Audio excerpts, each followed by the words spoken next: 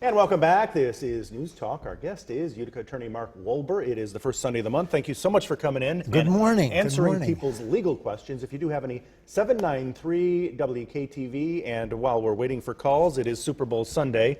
And in years past, we have done the story about games of chance and what's legal and what is not. And any advice for folks out there? Essentially, what is legal is any bet where whatever's bet goes to one of the bettors.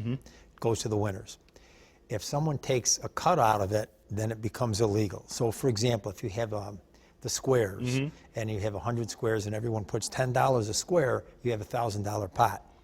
If the winners, however you will determine who's going to win, end up with $1,000, you're okay. But if you have, for example, at the end of the game, the winner gets $900 and the house keeps 100, that's where it becomes illegal. So as long as whoever's betting and whoever wins ends up getting whatever's bet, then you're all set. And now it's legal here in New York State. Just go up to the turning stone. You can go and place a bet, right? You can. Hello, Dave. What's your question for Mark this morning? My question for Mark is concerning taxes. Is there a legal age that a senior citizen does not have to file state or federal taxes anymore? No. The requirement to file an income tax return is based upon taxable income. It has nothing to do with age. So Warren Buffett, who's well into his 80s, has to file a tax return even though he's that old because he has substantial income. So the answer to your question is no, there is no legal age on the obligation to file an income tax return. It's all based upon income. So you have to see what your total income is, but you do include Social Security in some cases because a portion of that can be taxable. You have to include any pensions that you might have or any other income, rental income. You have dividends, interest. All of that gets added together to determine if you have sufficient income and are required to file a tax return. So even if you don't have a job, you still get money? Yeah, because dividends, interest, those type of things. I will say this, that there are a lot of people who are senior citizens who do not have to file a tax return. They don't have to pay taxes because they have insufficient income. But they're holding things like savings bonds or they have retirement accounts. It is often a good tax strategy to redeem those bonds or withdraw some of the money in your retirement account to bring you up to the level where you would have to pay taxes. So keeping you under that level. And that way you can escape tax on that income. If you wait and after your death, then the bonds are redeemed, all of those bonds are going to be taxable, and chances are you're going to end up paying tax on some of it. So sometimes, if you have low enough income, you want to use that as an opportunity to get some income out that would escape taxes. And with this being tax season, usually you have some tax tips for folks as well, right? Yes. We can get to those in a minute, but Yes. let's take a call from Kathy. She's waiting to ask this question. Hello, Kathy. What's your question for Mark? Yeah, hi, good morning. Good morning. I would like to know what squatters' rights are.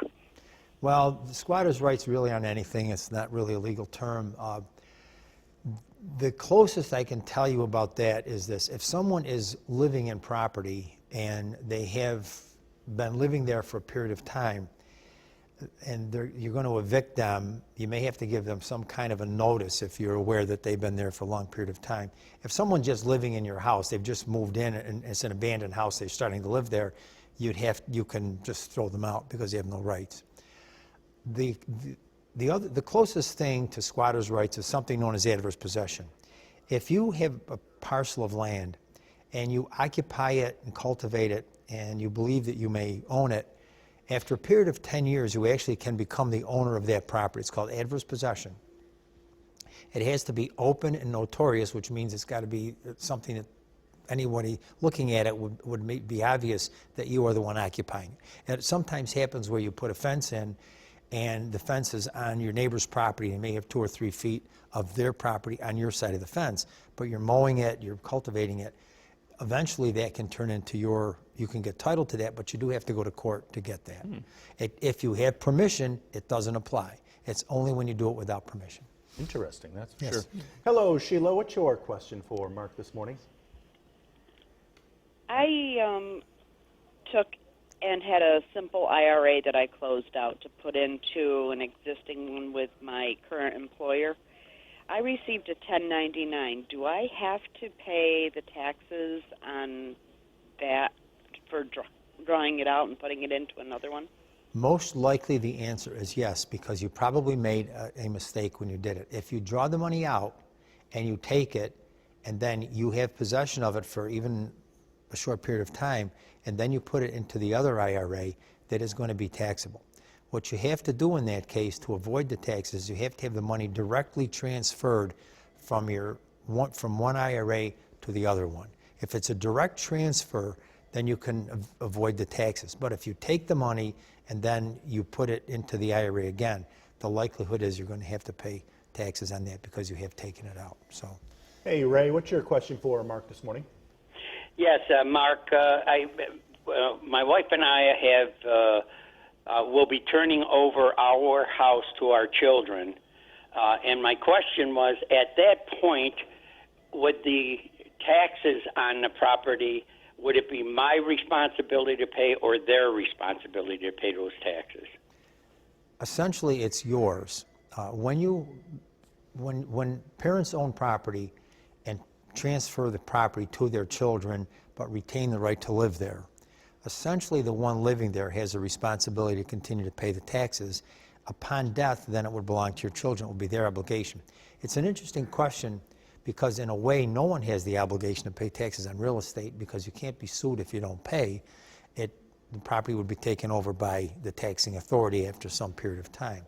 But the answer to your question is the person residing there will have the right to pay will have the obligation to pay the taxes, and then upon death it goes to the children. The advantage of that type of transfer is that you can save the house if you end up going to a nursing home if enough time goes by. But when you do that, and one of the questions I'm often asked, if I transfer my property to my children, do I continue to get my star exemption? And the answer is yes. As long as you keep life use, you can continue to get your star exemption. So the tax bill is going to come to you, you get the tax exemption, you pay. A lot of tax questions today. It's coming up. Maybe we'll take some more next half hour. We can. Mark, thanks. Stay with us. Chelsea